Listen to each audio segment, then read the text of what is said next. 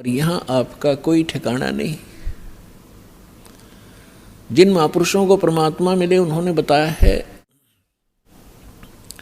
आगे गए ना बावड़े, बावड़े माने वापस नहीं आए।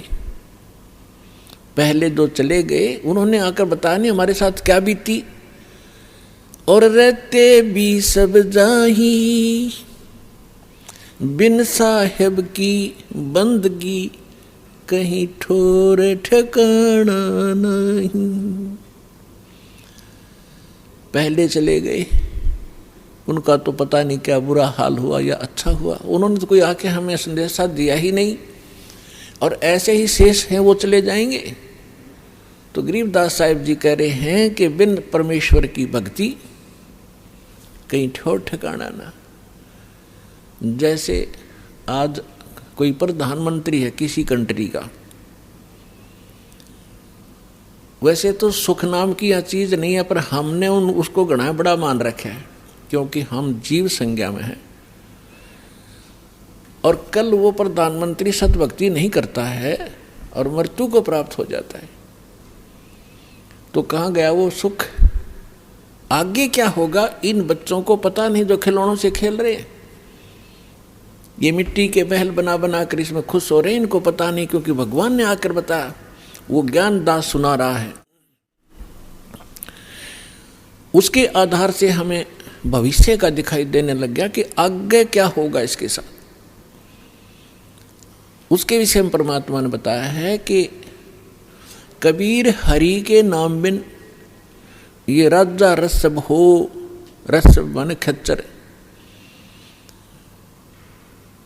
जिसपे अच्छा वजन लोड कराया जाएगा गद्दे की तरह बोरे में।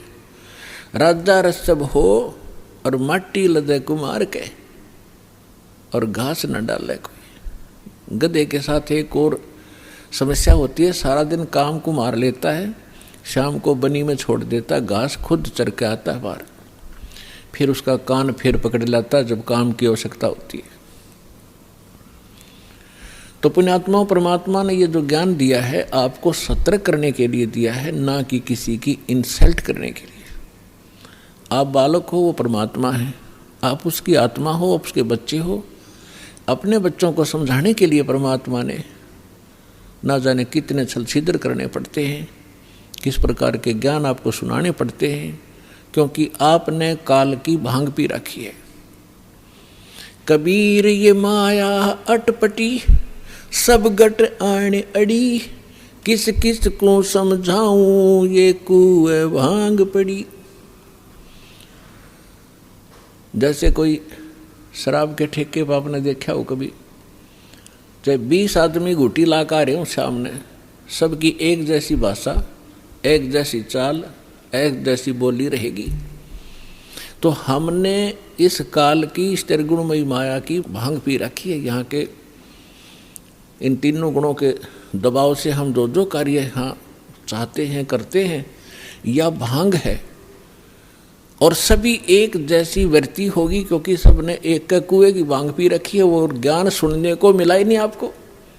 अब ये ज्ञान मिला है जो इस भांग को उतारेगा, ये एंटीबायोटिक है, और ये ज्ञान सतगुरु ही दे सकता है।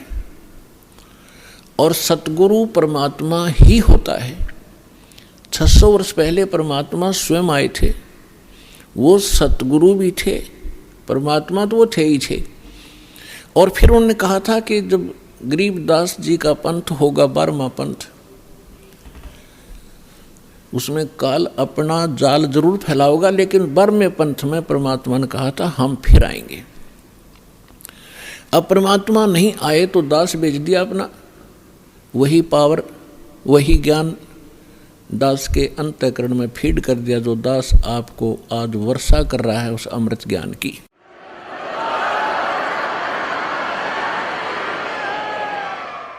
तो इस विश्व में वर्तमान में इस दास के अतिरिक्त कोई सतगुरु नहीं है। और सतलोक आश्रम बरवाला जिला हिसार के अतिरिक्त कहीं सत्संग नहीं है। ये चाहे अनजान व्यक्ति प्रथम बार सुनाइए सोचे रामपाल अभिमान करे, रामपाल को अभिमान तो आसपास नहीं है, लेकिन ये सच्चा ज्ञान जरूर है। और यह सत्य है जो दास एक एक शब्द बोल रहा है। ये कुछ दिन के बाद आपके सारी अच्छी लगेंगी, सुहा जाएंगी, आपको स्वीकार्य भी होंगी। जब ये आपकी भांग उतर जाएगी काल की, अज्ञान आपका हट जाएगा,